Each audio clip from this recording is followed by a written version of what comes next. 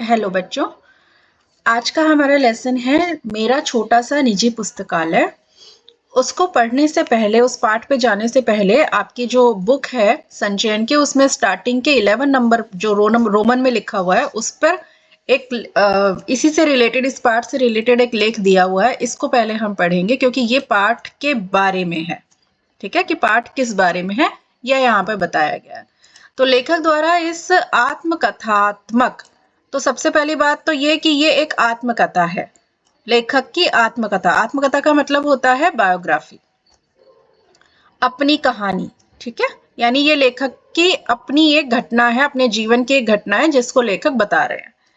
इस अंश में अपना पुस्तकों के प्रति प्रेम और लगाव अभिव्यक्त किया है। पुस्तकों से लेखक को बहुत प्रेम था। लेखक के बचपन में उनके यहाँ इतनी पुस्तकें और पत्र पत्रिकाएं आती थी कि उन्हें बचपन से ही पुस्तकें पढ़ने का शौक लग गया। लेखक को अपनी लाइब्रेरी बनाने की प्रेरणा कैसे मिली, कब उन्होंने अपनी पहली निजी पुस्तक खरीदी, इसका वर्णन पाठकों को पुस्तक पढ़ने से मिल जाता है। यानी कि इसमें 2-3 चीजें हैं कि कैसे प्रेरणा मिली और कब पहली निजी पुस्तक खरीदी। ठीक है, और इस पाठ का मकसद यह भी है कि विद्यार्थियों में स्वाध्याय यानी कि सेल्फ स्टडी की प्रवृत्ति, सेल्फ स्टडी की आदत को बढ़ाया जाए, यह भी इस पाठ का मकसद है। तो अब पाठ पे चलते हैं हम। तो ये जुलाई 1989 का दिन है। बचने की कोई उम्मीद नहीं थी। इट मीन्स कि लेखक का एक ऑपरेशन हुआ था जिसमें उसके बचने की कोई उम्मीद नहीं थी, लेकिन हुआ क्या, कैसे हुआ, वो आगे पढ़ेंगे। तीन जबरदस्त हार्ट अटैक आने के बाद, एक के बाद एक 3 हार्ट अटैक आए।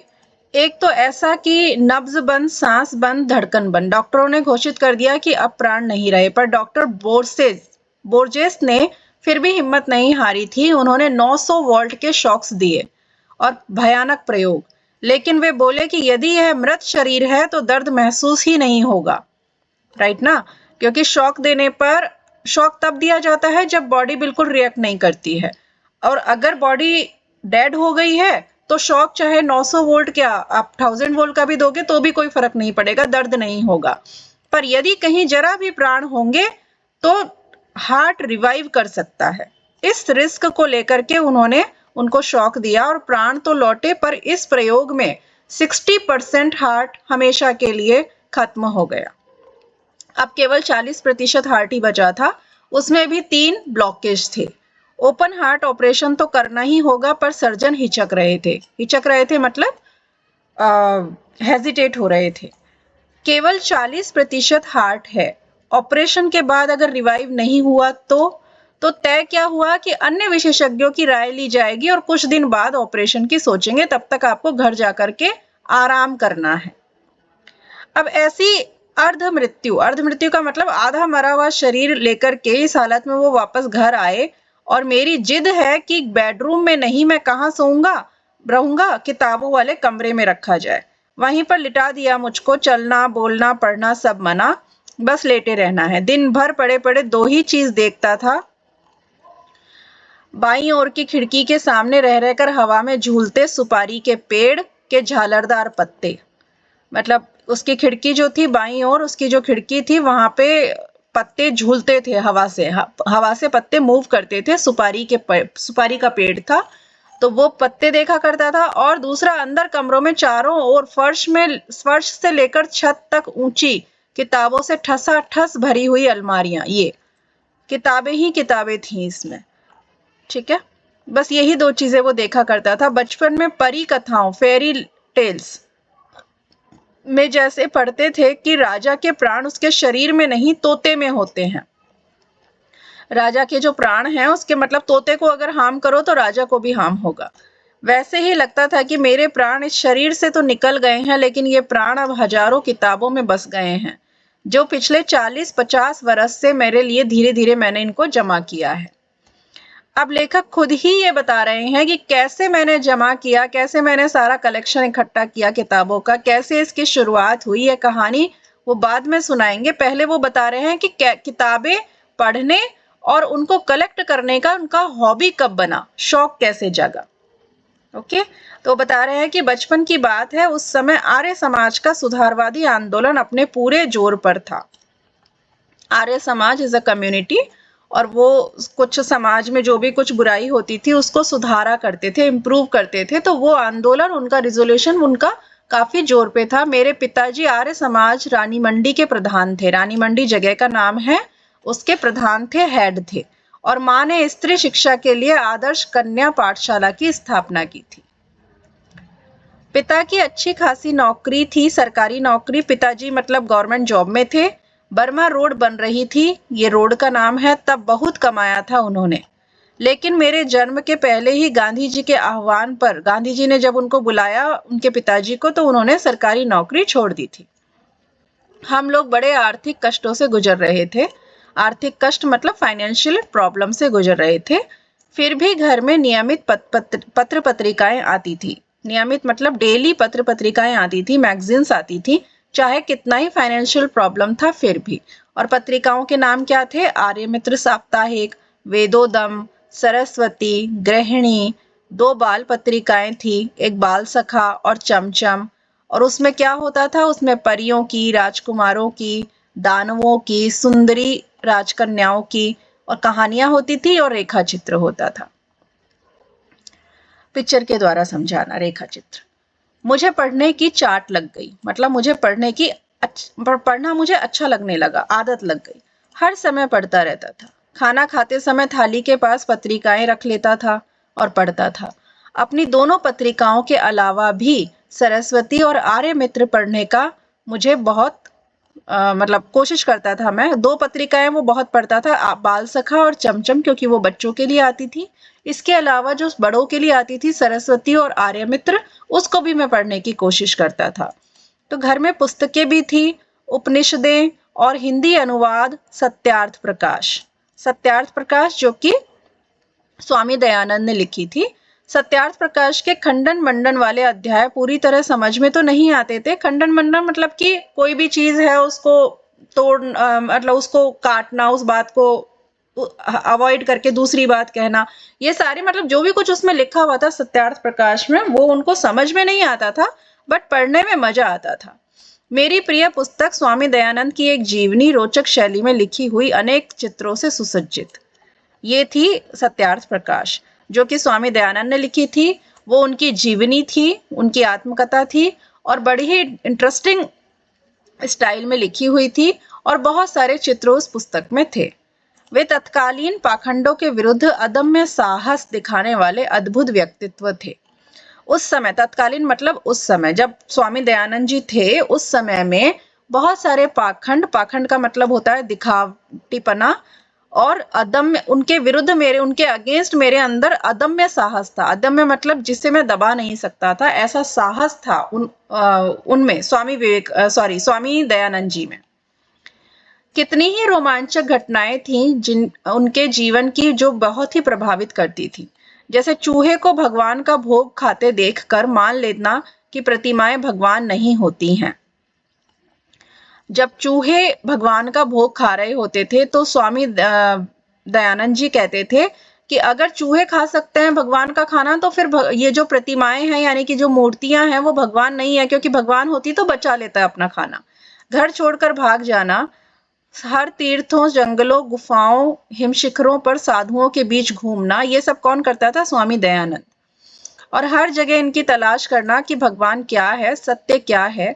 जो भी समाज विरोधी और मनुष्य विरोधी मूल्य हैं, रूढ़ियां हैं, रूढ़ियां मतलब होता है कस्टम, जो बहुत पुराने कस्टम है, उनका खंडन करना मतलब उनको ब्रेक करना, और अंत में अपने से हारे को क्षमा कर उसे सहारा देना, और लास्ट में अपने से अगर कोई हार गया है तो उसको माफ कर देना।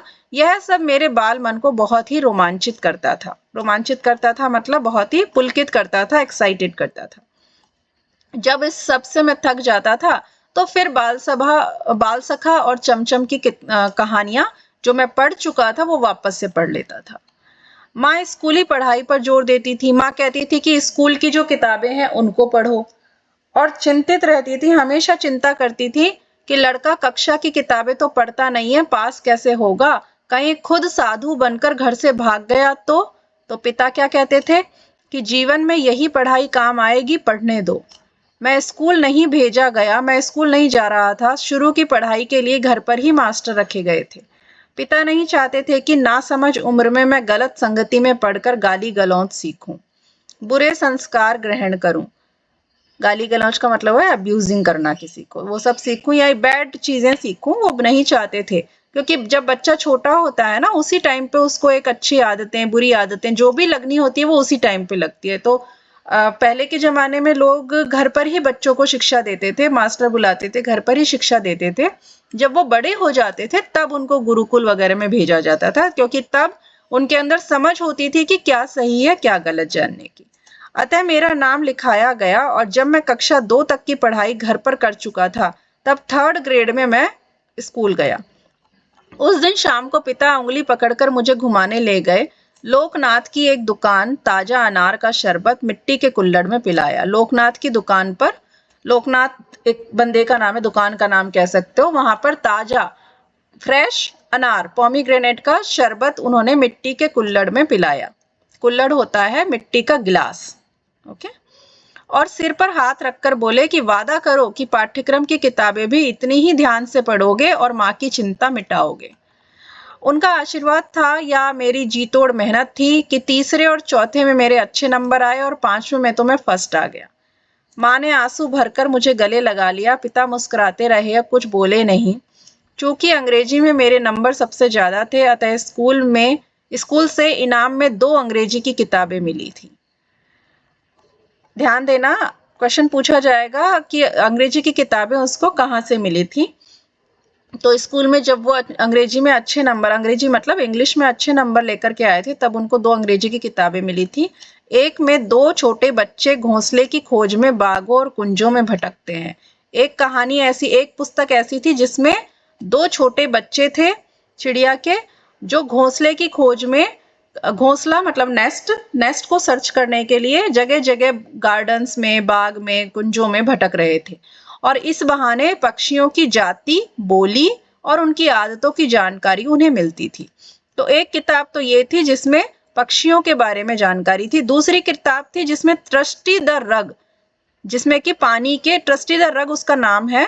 पहली किताब का नाम नहीं दिया हुआ है, दूसरी किताब का नाम दिया हुआ है ट्रस्टी द रग, जिसमें पानी के जहाजों की कथाएं थी कि पानी के जहाज कितने प्रकार के होते हैं, कौन कौन सा माल लाद कर लाते हैं, कहाँ से लाते हैं और कहाँ ले जाते हैं, और नाविकों की जिंदगी कैसी होती है, नाविकों जो बोट को चलाते हैं, कैसे कैसे द्वीप मिलते हैं, कहाँ व्हेल होती है, कहाँ शार्क होती है, ये सब चीजें होती थी।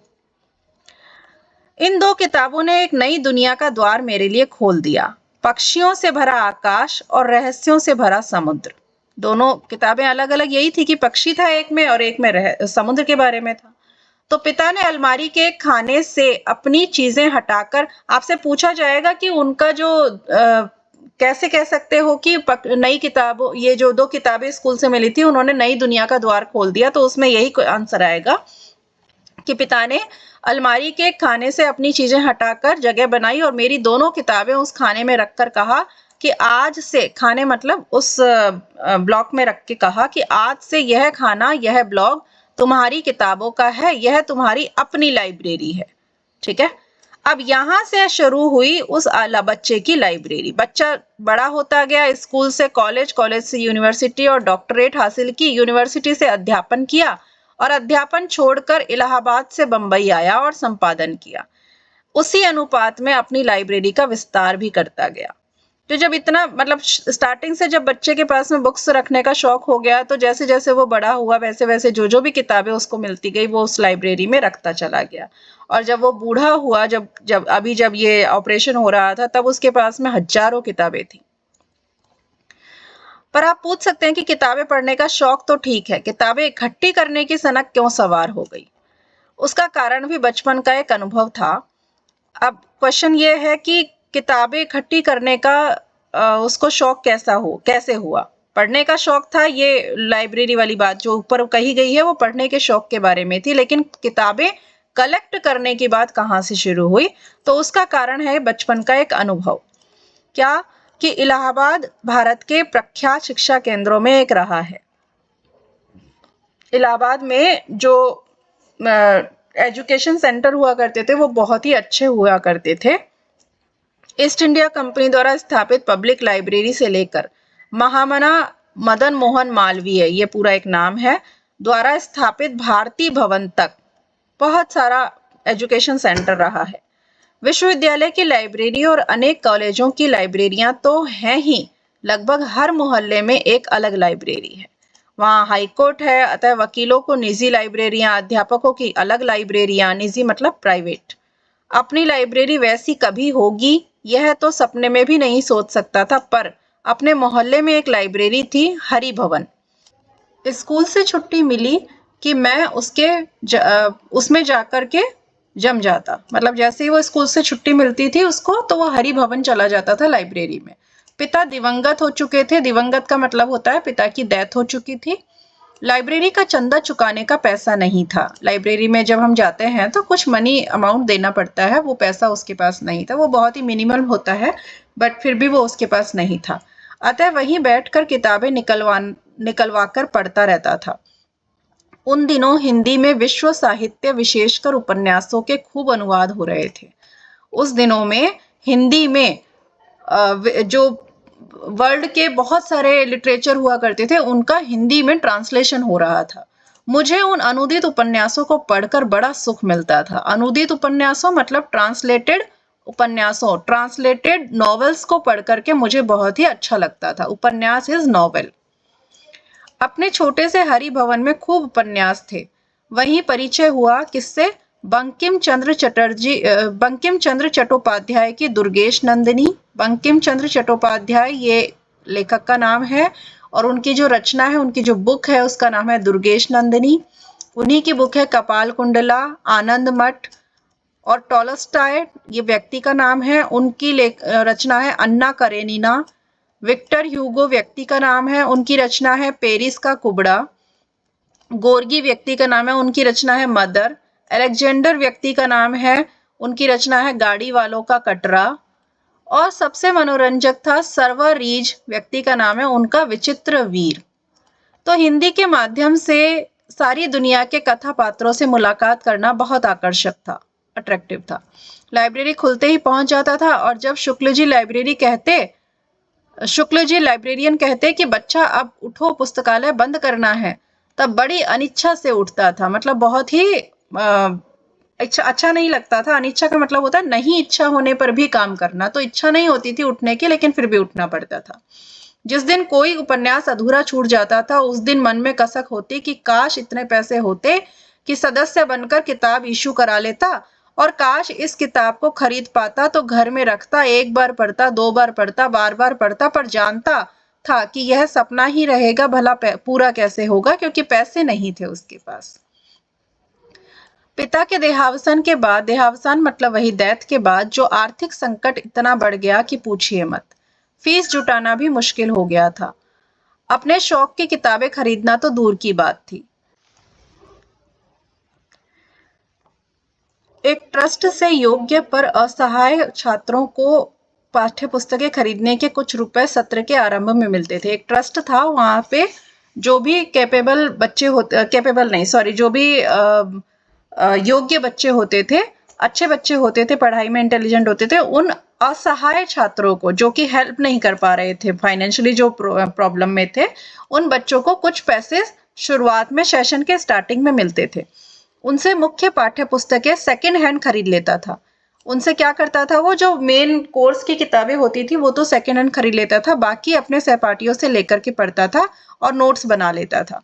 उन दिनों परीक्षा के बाद छात्र अपनी पुरानी पाठ्य पुस्तकें आधे दाम में बेच देते थे, और उसमें आने वाले नए, लेकिन उस विपन्न छात्र खरीद लेते थे। उसे विपन्न छात्र, विपन्न का मतलब होता है जो गरीब छात्र होते हैं, वो लोग खरीद लेते थे। इसी तरह से सब काम चलता था। लेकिन फिर भी मैंने जीवन की पहली साहित्यिक पुस्तक अपने पैसों से कैसे खरीदी, यह आज भी याद है। ठीक है। अब उस साल इंटरमीडिएट पास किया था, पुरानी पाठ्य पुस्तकें बेचकर बीए की पाठ्य पुस्तकें लेने। इंटरमीडिएट का मतलब होता है 12th। तो 12th के बाद में जो पढ़ाई होती है उसको बीए कहा जाता है, बीकॉम कहा जाता है, बीएससी कहा जाता है। तो वो बीए कर रहा था, बीए की पाठ्य पुस्तकें खरीदनी थी, तो एक सेकेंड हैंड बुक शॉप पर गया, और उस बार जाने कैसे पाठ्य पुस्तकें खरीद कर भी 2 रुपए बच गए। अब सामने के सिनेमा घर में देवदास लगी हुई थी, न्यू थिएटर था, बहुत चर्चा में थी मूवी। लेकिन मेरी माँ को सिनेमा देखना बिल्कुल पसंद नहीं था। उसी से बच्चे बिगड़ते हैं। लेकिन उसके गाने सिनेमा घर के बाहर बज रहे थे। उसमें सहगल का एक गाना था, दुख के दिन अब बीतत नाही। उसे अक्सर गुनगुनाता रहता था। कभी कभी गुनगुनाते आंखों में आंसू आ जाते थे, कि जाने क्यों।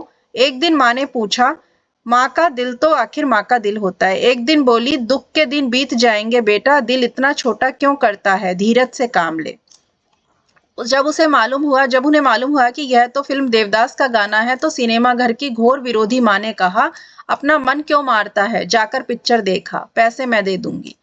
मैंने माँ को बताया कि किताबें बेचकर 2 रुपए मेरे पास बचे हैं। वे 2 रुपए लेकर माँ की सहमति से फिल्म देखने गया। पहला शो छूटने में देर थी। पास में एक दुकान थी, वहीं चक्कर काटने लगा। अचानक देखा कि काउंटर पर एक पुस्तक रखी है, देवदास। लेखक थे शरत चंद्र चट्टोपाध्याय। दाम था केवल 1 रुपया। मैंने पुस्तक उठाकर उल्टी पलटी देखा उसको चारों तरफ से, और पुस्तक विक्रेता यानी जो शॉपकीपर था, उसने बोला कि तुम विद्यार्थी हो, यही यही अपनी पुरानी पुस्तकें बेचते हो, हमारे पुराने ग्राहक हो, तुमसे अपना कमीशन नहीं लूंगा, केवल 10 आने में यह किताब दे दूंगा। मेरा मन बिल्कुल पलट गया और मैंने देखे 1.5 रुपए में पिक्चर, 10 आने में देवदास खरीद ली।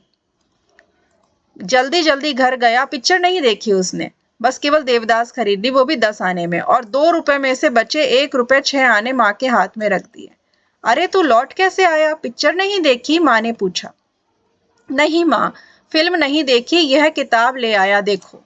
माँ की आंख में आंसू आ गए, खुशी के थे और दुख के ये पता नहीं, लेकिन वह मेरे अपने पैसों से खरीदी मेरी अपनी निजी लाइब्रेरी की पहली किताब थी। सोचिए, वो 3rd ग्रेड से किताबें पढ़ रहा था और 10th ग्रेड में आकर के 12th ग्रेड पास करने के बाद उसने वो किताब खरीदी जो अपने पैसों से थी। आज जब अपने पुस्तक संकलन पर नजर डालता हूँ, तो जिसमें हिंदी अंग्रेजी के उपन्यास, नाटक, कथा संकलन यानी कहानियों का कलेक्शन, जीवनियां, आत्मकथा, संस्मरण, यादें, इतिहास, कला, पुरातत्व, राजनीति की हजारों पुस्तकें, तब कितनी शिद्दत से याद आती हैं अपनी वह पहली पुस्तक की खरीदारी। जब ये सब देखता है तब उसको बहुत याद आता है कि मैंने पहली पुस्तक कितने आराम से खरीदी थी, कितने अच्छे से खरीदी थी। ठीक है। Rainer Maria Rilke, Stefan Zweig, Maupassant, Chekhov, Tolstoy, Dostoevsky, Mayakovsky, Solzhenitsyn, Stephen Spender, Auden Ezra, ये सारी बुक्स के नाम, लेखक के नाम है। ये अंग्रेजी नाम है। उसके बाद हिंदी में है कबीर, तुलसी, सूर, रसखान, जायसी, प्रेमचंद, पंत, निराला, महादेवी। जाने कितने लेखकों और चिंतकों की इन कृतियों के बीच अपने को कितना भरा भरा महसूस करता हूँ। लेखक अपने आप को उन किताबों के बीच में बहुत भरा भरा महसूस करता था, बहुत अकेला महसूस नहीं करता था। उसको अच्छा लगता था कि इतने सारे लोग मेरे साथ में हैं उन किताबों के बीच रह करके। मराठी के वरिष्ठ कवि विंदा करिंदकर ने कितना सच कहा था उस दिन। मेरा ऑपरेशन सफल होने के बाद वे मुझे देखने आए और बोले, भारती, ये धर्मवीर भारती नाम था ना उनका, तो बोले, भारती, ये सैकड़ों महापुरुष जो पुस्तक रूप में तुम्हारे चारों ओर विराजमान है, इन्हीं के आशीर्वाद से तुम बचे हो। इन्होंने तुम्हें पुनर्जीवन दिया है। मैंने मन ही मन प्रणाम किया विंदा को भी और इन महापुरुषों को भी। बहुत ही प्यारा लेख है ये, आत्मकथा थी धर्मवीर भारती की, जिसमें बताया गया है कि कैसे लेखक की रुचि बढ़ी पुस्तकों को पढ़ने में, फिर कैसे रुचि बढ़ी कि पुस्तकों को वो कलेक्ट करे, सहेजना शुरू करे, और क्या हुआ, कैसे उसने पहली पुस्तक अपनी कमाई से खरीदी। तो ये सारी चीजें हैं। बहुत ही आसान पाठ है, आराम से इन क्वेश्चंस के आंसर आप लोग कर सकते हैं बिना किसी नोट्स को देखे।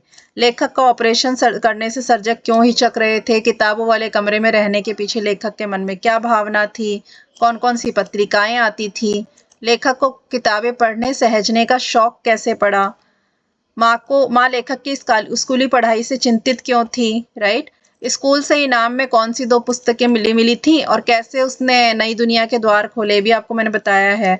आज से यह खाना तुम्हारी किताबों का पिताजी ने कहा था, उससे लेखक को क्या प्रेरणा मिली, वेरी सिंपल। लेखक द्वारा पहली पुस्तक खरीदने की घटना का वर्णन शब्दों में करिए, वो भी आप बता सकते हो। देवदास मूवी जब वो वाला जो सीन था। इन कृतियों के बीच अपने को भरा पूरा महसूस करता हूँ, उसका आशय स्पष्ट करना है, इस लाइन का मतलब बताना है। आगे पीछे की कुछ लाइनें डाल के इस लाइन का आपको मतलब बताना है। ठीक है। So it's a very very easy lesson. आप समझिए, पढ़िए, सुनिए दोबारा से, नहीं समझ में आ रहा है 2 बार पढ़िए, 3 बार पढ़िए। किताब भी पढ़ना बहुत जरूरी है चिल्ड्रन, क्योंकि उससे रीडिंग प्रैक्टिस बढ़ती है, और आपको वीडियो सुनना भी जरूरी है, क्योंकि इससे आपको समझ में आएगा। So I hope it will work. Okay, thank you.